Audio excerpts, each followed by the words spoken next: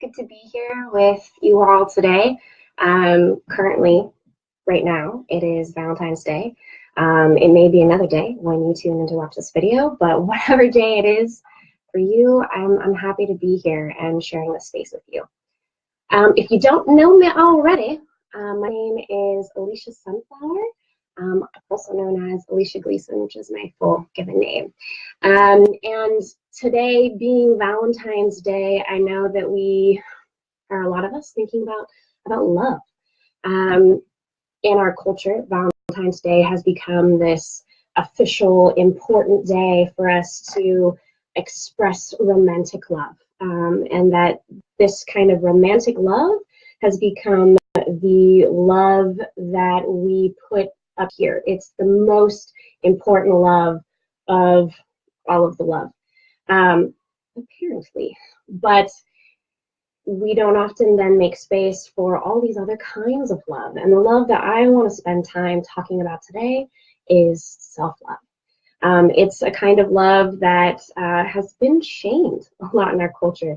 I work as a mental health counselor and a trauma specialist, and when I work with clients, so often as I'm beginning to talk to them about self-love and self-compassion, they express to me that they feel like this is selfish, this idea of giving compassion and love to ourselves, especially if we were to do it first before offering it to someone else, is just selfish. And this is this norm that we have in our culture, that loving ourselves or being compassionate to ourselves means that we are being selfish and neglectful of other people. But what I really want to emphasize to you is that that is just not true. Self-love allows us to love other people all the more, because when we love ourselves, we are not then in this kind of hungry, needy spot for love from other people, which can really result in so many different kinds of unconscious behaviors that can actually push love away from other people, make it harder to have, or we don't actually allow that love to soak in because we've created kind of this black hole within ourselves where we don't love ourselves. So it doesn't matter to that point of how much love comes in, it just doesn't stick. So self-love is something that is so important to our well-being. Hey, David, thanks for tuning in. And it's also something that a lot of us growing up in US culture have been told is selfish. So I feel really curious about this.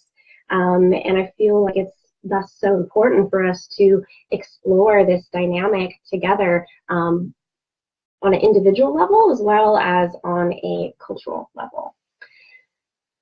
So loving ourselves is often something growing up in this culture that feels counterintuitive. I know for me in my own story, growing up in a lot of abuse within my family, I really learned that my needs were not as important as the needs of my family, and that if I was to be loved by them, I needed to really be giving all of myself and accepting being mistreated and abused, and that this was how I would earn and be worthy of love.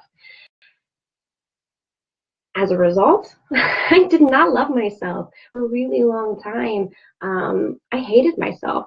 And what I have come to find is that this is the case for a lot of people. Even if we don't hate ourselves, maybe we have a strong dislike of ourselves, or we don't really trust ourselves, or there's just this kind of feeling of unease with ourselves.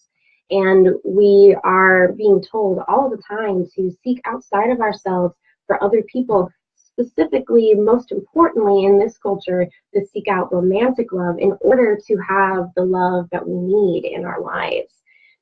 And it has been perhaps the most transformational part of my journey thus far in my life has been the willingness to question this and the willingness to open up to myself, to love myself.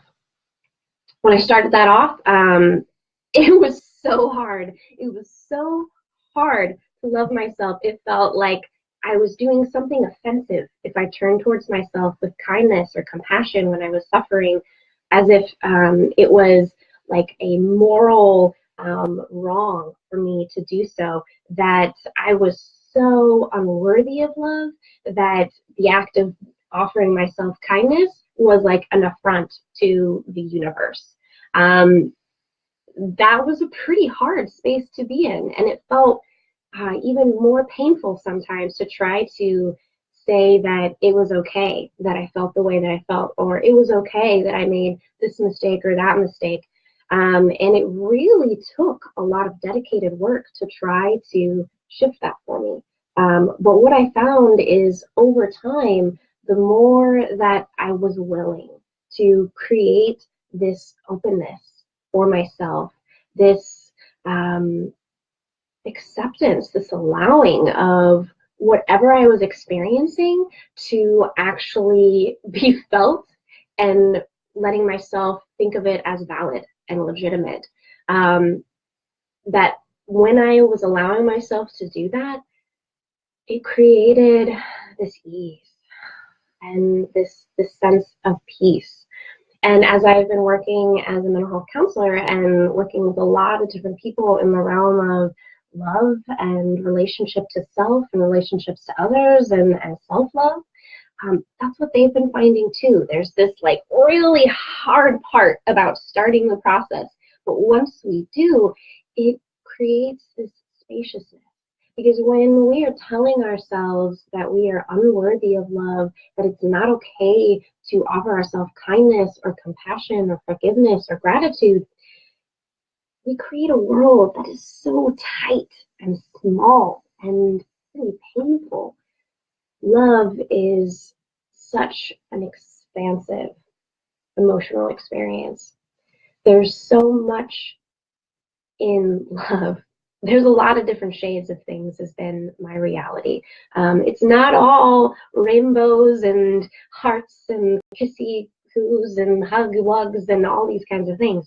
Though it is that too. Often it's longing, it's sitting in pain and holding space and allowing. It's acknowledging suffering. It's acknowledging loss. When I am loving myself, I can create space for me to feel all these negative and dark things that we so often disassociate from love. We say, if I'm experiencing love, I'm not experiencing pain. But in fact, what I have found is that if I allow myself to experience the pain that's real for me, then I actually can experience even more love. And instead of being in this tight space closed in, I create more room. And when I create more room through this act of allowing myself to experience what's real for me, suddenly I'm discovering all of these other things about me. I don't have to be trapped into these self-limiting beliefs of thinking I'm just this, or I'm only this, or I can only do that, and I can't do this.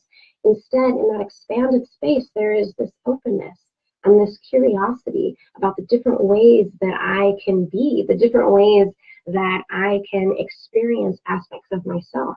And it's through this allowing and through this spaciousness that comes with every time I allow myself to love myself that I have come to know my soul on such more deeper levels. And it's still a journey, it's still unfolding. You know, I'm talking a bit about what my experiences with self-love have been so far, but I really want to take this moment to acknowledge there's no perfection here. There's no one and done and like, yep, I figured out the self-love thing, got that on lock, and I'm good to go. I'm the best at loving myself.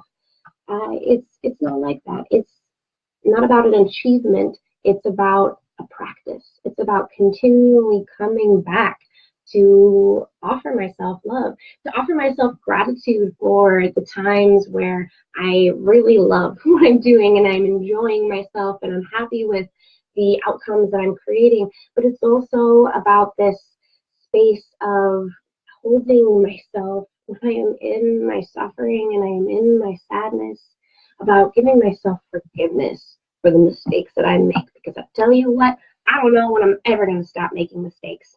There are always going to be mistakes that happen. and that this is even still a more grand opportunity for me to love myself. So it's a practice coming back home to myself every day. And to be frank, some days it doesn't happen. Some days it is much harder in these places of deep wounding, core wounds from my past. It can be hard to offer myself love in those spaces. But when I do, that is when transformation of self happens. In my travels and in my journeys, I study a lot of different things. I'm so fascinated by all of the different ways of knowing that are in the world. And there's such rich information, both experientially and written and shared in music and drawings and all of these kinds of things throughout the world, about relationship to self, about the spiritual path. And one of those things that has been interesting to me throughout my path has been this question of alchemy. Growing up earlier on, hearing about alchemy was like, oh, the culture saying, the US culture is like, oh, well, that's just this hocus pocus trying to say that we could turn lead into gold. And we know we can't do that because we have science, and science is telling us things and stuff and blah, blah, blah. And okay, all right. Love science. Science is fantastic. It is such an important way of knowing. But here's what I've found about alchemy. It's not necessarily about this physical turning a piece of iron into a piece of gold. It's about turning inward into these places of, lead is what it is. Turning into these places of heaviness, like lead, of these places of darkness, like lead, and inside of us. And offering ourselves the love and compassion that we need in order to transform these darkest corners of who we are, these densest aspects of who we are, into that higher purpose, into that love that we want to feel, this bliss, this joy. And that's alchemy. So self-love is an alchemical process of transformation in which we can completely change who we are and how we show up in the world. Yes, transmuting emotions, Amanda. It's all about that. When we have feelings of deep sadness and grief, right?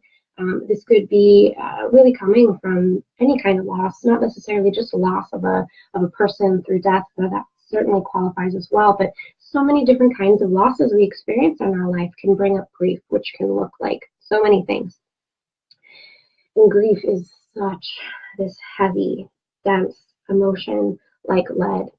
And when I can allow myself this space of experiencing the grief, not pushing it away because it's uncomfortable or it doesn't fit with my schedule or I don't want to experience it or I think that it's bad or whatever the case may be, but instead just opening up and with those deep breaths, saying, wow, this is here. This is a truth for me. This is a part of my experience. This is a part of myself and how I have seen and been in the world. And it's okay. It sucks. It's painful. This suffering is not enjoyable, but it makes sense. It's valid that I'm feeling this because of this loss that I've suffered. And it is heavy and it is hard. And also I know that grief is a universal experience. Even animals experience grief. And this is a part of life. It is a gift in of itself. One of my very favorite professors in grad school, Dr. Jeff King, always said there is a gift in the grief. And when I allow myself to experience it, it can open me up to understanding so many more things. And when I allow myself to give myself love and understanding, forgiveness, and compassion for this grief, I can release it. And then I don't have to be weighted down by this heavy lead anymore. And instead, I find this lightness in my heart, more courage to continue to face the lead within me, more courage to offer love to others who I see and experience as suffering because I can understand what that is. And that is the gold. That is absolutely the gold that really shines in our life. It's not about monetary wealth. It's about this heart wealth, this wealth of self. I'm reading David's comment. Yeah, self-love as a continuous evolution allows me to express greater love for those around me. Absolutely. When I find those areas of myself that I can transform and alchemize, I have so much more love to give.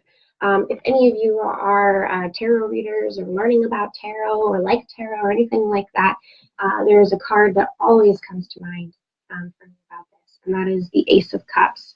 It is this cup that is overflowing with water. It's like this fountain that just never ceases to be in flow. It's continually giving of this water, of this love, of this emotion, and receiving it at the same time so that it can continue to flow.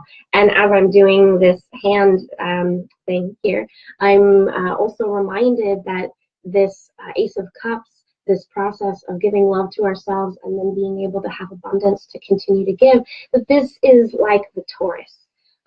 Those of you who are not familiar with the Taurus is this donut-shaped inner spiral kind of cycle of energy. It's round, kind of on all sides, and has this inner piece wherein the energy is continually being kind of sucked up from underneath and then released at the top. And then it continues to cycle in this way throughout the Taurus. The Taurus is the basic physical shape of the universe, down to the smallest aspect of physical reality. Photons are in the shape of a Taurus. When we look at energy vibrations, when we look at magnetic resonances that come from our heart, that come from our head, that come from our whole body, it is in the shape of a Taurus. We can see this around every single living piece of matter in the universe. The Taurus is the shape of the universe, and the Taurus, yes, like a fountain, Amanda, totally. And the Taurus is also this continual regeneration. So when we tap into self-love and have this abundance of love to then give to others, it helps us to love ourselves more, and then love others more, and love ourselves more. And we are really sitting in the center of our own Taurus, manifesting this abundance. If you follow people like Abraham Hicks, who talks about the law of attraction, and she's talking about getting in the vortex, that's about being in the center of your own Taurus and being in this place of constant flow and renewal of abundance, this place of generated, of power, of love, self-generated love. In the scheme of the hero's journey, which describes this phenomenon throughout cultures and throughout time, of this specific kind of archetypal journey that our heroes take in our stories, which you can apply to your own life of self-actualization or enlightenment or self-development, evolution, whatever words you want to use. The key to being able to manifest that hero's journey is following your bliss. That's the same thing as being like this Ace of Cups, like being in the center of your own Taurus, like being in the vortex. Loving yourself is this key to living your most abundant life, of being able to offer the most that you have to others and to yourself. So it's really powerful. And on days like today, you know, I've been scrolling through Instagram and paying attention to the different kinds of memes that people are putting up there about Valentine's Day. And a lot of those memes are like, you know, people like, someone asks me, what are you doing for Valentine's Day? And me, and then it's a picture of like heavy drinking. Like, I'm just gonna like have this giant margarita with 2 beers turned up inside down, and or a giant glass of wine, or whatever the case may be. This idea that if I can't have a romantic partner or date or whatever, then the only way that I can fathom surviving this holiday of love is to drown myself in what is essentially poison. It is a depressant. It is something that can literally kill us, and does just a little bit to our brain cells every time we drink it.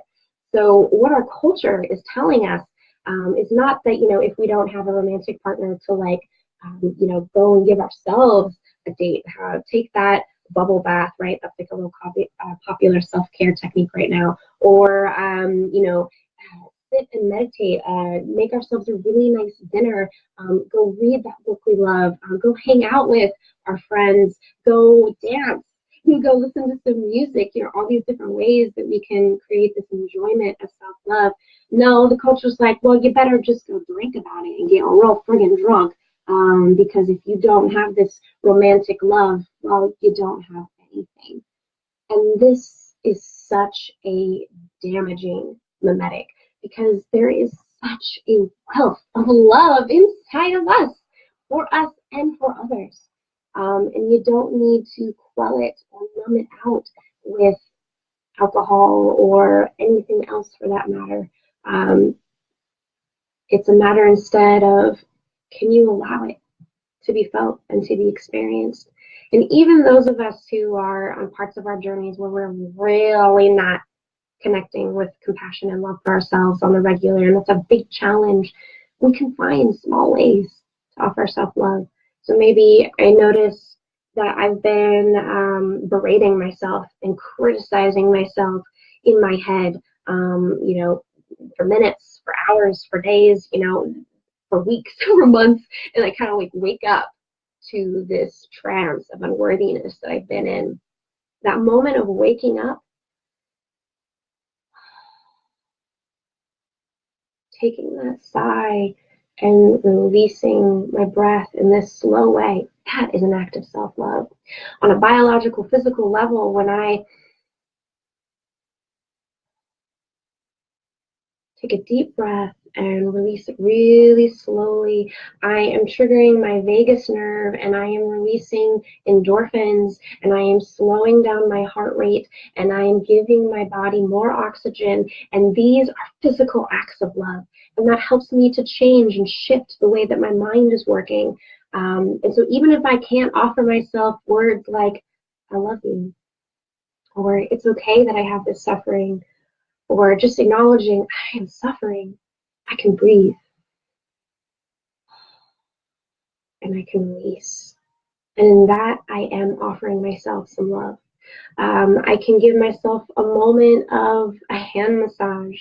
I can allow myself to have that extra glass of water.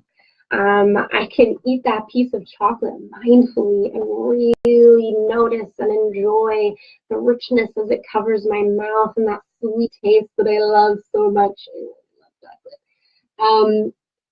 And that can be an act of self-love. Self-love can also be creating boundaries and saying no. This is such an important part of loving ourselves and loving other people. Getting a call and someone saying, oh, you want to do this? And another day someone's like, oh, you want to do this? And next thing you know, you have your week completely full, over full to the brim because you couldn't say no. And then you're stressed and you're drained and you find that you're not really present with your friends when you're there. Instead, checking in with yourself first and saying, is this really what's best for my own energy tonight? I know that I love this friend and this friend group and this activity. That's really not what serves me best tonight. And being able to say, no, no, thank you, I'm going to do something else tonight. Let me know next time, is an act of self-love because you are putting yourself first and your energy first. And that is how you make sure that you keep filling up your own cup so that you can keep giving out more and more love. Oh, I'm seeing another comment here. Heart-brain cohesion. Uniting our two resonant power centers so we can resonate with others. Self-love releases so much pent-up psychic energy. It's like plop, plop, fizz, fizz. Oh, what a relief it is. That's really cute. And I agree with that too. Yeah, this heart-brain cohesion, in our culture, we really live in our heads. We're really in our brains all the time. And we have this overemphasis on logic. And being practical and rational, and we kind of say that this emotional aspect of who we are is a mess, and that it's not really as important or as good as being able to be logical about things. And in that, we create this disconnection. I myself have experienced what it is to be walking around as just a talking head, so disconnected from my body and disconnected from my emotions, because that was how I learned to be safe when I lived in trauma all the time. And this is true for so many folks that have experienced trauma. They really don't have an awareness that they're not aware of their bodies, that they're not aware of their emotions, because they have to continually cut it out, suppress it down in order to survive. But unfortunately, when we do that, we are not really living as whole people. We are missing out on a tremendous aspect of who we are. One of the really popular forms of therapy that exists now is called dialectical behavior therapy, DBT. And it has a lot of really wonderful gems of understanding in it. And one of the ones that I think is important to share today is this concept of wise mind. And what that is recognizing that we have a rational mind, that we have this logical mind about reasoning and linear thinking. And then we also have this emotional mind, this mind that is much more connected to our feelings and to the heart, and is about passion and emotional needs. And that wise mind is not when we just hang out in the rational mind, nor when we just hang out in the emotional mind. Rather, wise mind is this integration of both of ourselves, both of this rational side and this emotional side of what you might call this masculine type energy and this feminine type energy. That when we are really being integrated with the two, that we are our wisest and best selves. So even learning how to find the resonance and cohesion between different aspects of yourself, between your logical and emotional side, is such an act of self-love. And something else I want to mention before I close up here pretty soon is the power of the heart. Behind me over here, I have a Chakra Banner. This represents these different energy centers within our bodies that are both physical as well as emotional and energetic and spiritual. They line up with the nerve centers and nerve bundles within our bodies and are powerful gateways to different types of energy that permeate the universe. There's a lot to be said about chakras, and I'll probably share some more about chakras with y'all another time. But what I want to say today is, as we look at this chakra banner here, we have the root chakra at the bottom, which is at the base of our spine, all the way up to our crown chakra, which is right here at the top of our head, just above on our crown. And at the middle, this one that connects these higher aspects of self to these lower aspects of self is the heart. The heart is our integration point. The heart is what allows us to live in fullness. And that when we take the courage and the bravery to enter into our heart, especially in painful spaces, that is that place of alchemy. That is that place of freedom. And who doesn't want to be free, y'all? We all want to be free. I know I got a bias about it, y'all. I'm an Aquarius. We kind of focus on freedom all the time, but I'm pretty sure, we're all Americans here. Well, probably most of us are Americans, and we got all kinds of mimetics about it. We are all about freedom. Hell yeah, Amanda, you love yourself and you want to be free. Heck yes. Continuing to come to our heart is the path of freedom. When we are brave enough to be standing in the center of who we are, both in these physical ways and in these spiritual ways, in these rational ways of the masculine, and these emotional ways of the feminine, we stand in the center of our own Taurus, and we stand with the ability to be our best selves, to transmute the difficult feelings and experiences of grief and suffering into the most brilliant experiences of love and belonging and transcendence. So I encourage you to practice self-love, most definitely, in any of these ways, whether it be taking that breath, offering yourself compassion in the meditation, or as you experience your life, making sure that you engage in self-care, saying no and creating boundaries when you need to. There's so many ways and aspects of how we can love ourselves. I encourage you to continue to come back to your heart, because it's wisdom as this place of balance within you, this gateway and portal to the wholeness of who you are as spirit embodied here in human form. It will not lead you wrong. It may lead you on some crazy adventures following your heart, but it won't lead you wrong. It'll take you where you need to go. So to close today, I'm going to share a little song with you all.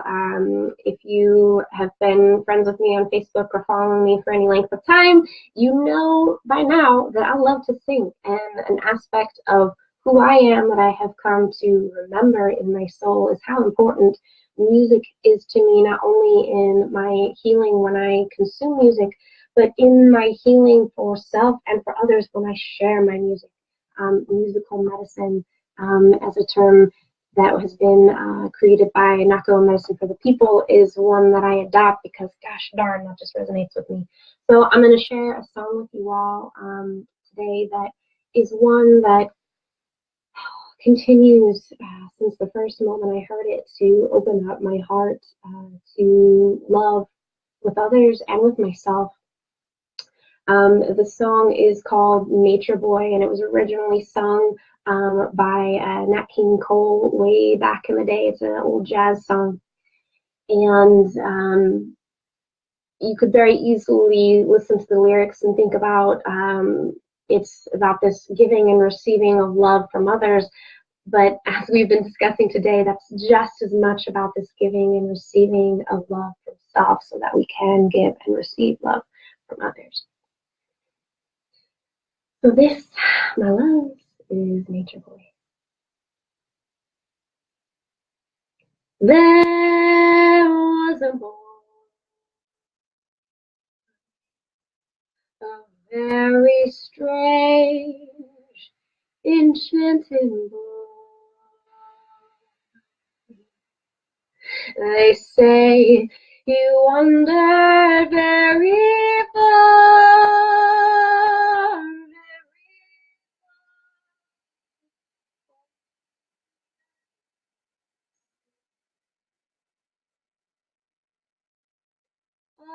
a little shy and sad of eye, but very wise was he. And then one day, one magic day, he passed my way. And while we spoke of many things, and kings,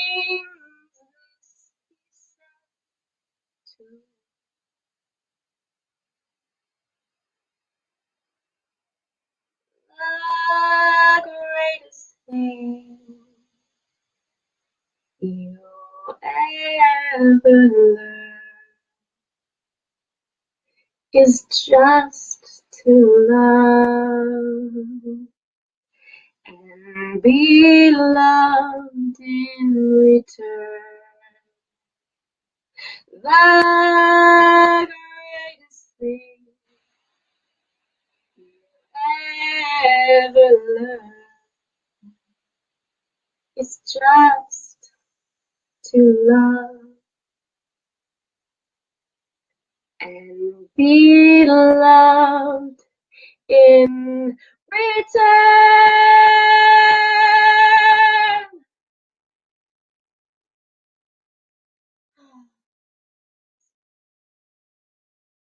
When we love ourselves, we're free. Woo! I hope you have a really wonderful Valentine's Day, or however you choose to spend it.